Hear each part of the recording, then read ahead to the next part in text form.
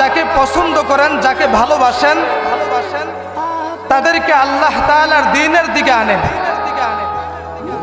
আল্লাহ তাআলা তাদেরকে হেদায়েতের রাস্তা দেখান।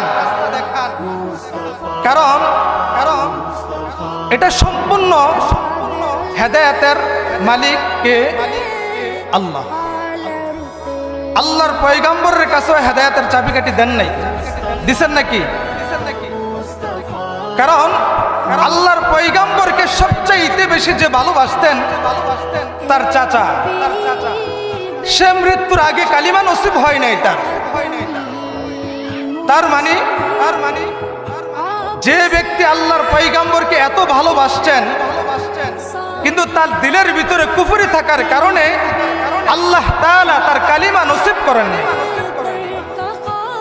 মুহতারাম হাজিরিন, এটা সম্পূর্ণ আল্লাহ তাআলার কাছে।